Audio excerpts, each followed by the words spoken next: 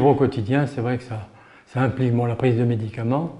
Ça, c'est pas très compliqué à faire. Il faut être rigoureux dans les prises, mais ce n'est pas très compliqué. Après, c'est essayer de maîtriser à peu près les symptômes, essayer d'améliorer essayer de trouver les moyens d'améliorer notre moyen de réagir face à la maladie. C'est-à-dire qu'il y a des petites astuces, comme par exemple, moi le matin quand j'ai des problèmes de mise en route, si je fais du vélo, ça va bien m'aider à partir. Donc voilà, donc je prends les médicaments du matin, et après je fais un peu de vélo d'appartement. La complexité de la mise en route, c'est que on a la maladie de Parkinson, mais on trimballe aussi d'autres casseroles, je veux dire.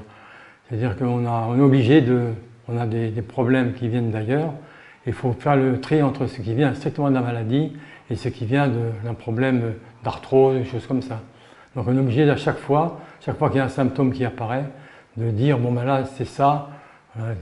Par exemple au niveau de la miction, on a un problème d'incontinence, des envies pressantes, difficiles à réfréner. Donc c'est à la fois un problème interne au niveau prostate ou autre, et à la fois un symptôme parkinsonien. Après, au niveau d'autres symptômes, il n'y a pas... Quand j'ai des problèmes pour marcher un petit peu, mais là, parce que je ne marche pas très souvent, et j'ai des problèmes d'arthrose. Au niveau, j'ai été opéré des deux hanches, donc ça a un peu freiné la marche. Et là, comme j'ai un petit problème au niveau des lombaires, je suis obligé de trouver la parade. Alors soit il faut aller sur le plan Parkinson, sur le plan plus médical, quoi. On dit que la maladie de Parkinson ne préserve pas du reste. On se rend très bien compte que le reste, il y en a. Avec l'âge qui avance, on a souvent des petits ennuis. Les voyages et les déplacements, c'est pas tellement évident, enfin, je parle pour moi. Après, il y a des problèmes de contraintes de prise de médicaments, d'autonomie diverses. C'est un peu ça qui est gênant. Après, au niveau du bricolage de tous les jours, je suis un gros bricoleur, je fais des maquettes de bateaux.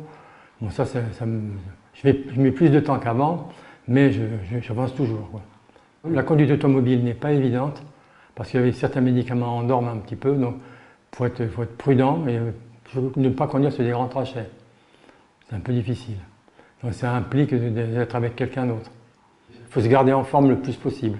C'est-à-dire que l'activité physique, c'est quand même primordial pour tout le monde, mais pour le Parkinson aussi, parce que moins on en fait, moins on peut en faire. C'est un grand classique, mais si on laisse un peu courir, après, courir c'est façon de parler, parce que si on ne court jamais, au bout de 6 mois, 1 an, on ne sait plus courir. Après, si on continue dans ce sens-là, on ne sait plus marcher non plus. Donc il faut vraiment continuer à se battre un petit peu avec ou contre la maladie. Voilà. Il faut toujours dire qu'est-ce que je peux faire pour essayer de garder mon niveau d'autonomie. Je fais du vélo à peu près tous les jours. J'essaye de faire tous les jours un peu de vélo. Après, quand je vais me promener en ville, je vais aussi en vélo. Donc ça permet de garder un fond de forme qui est important.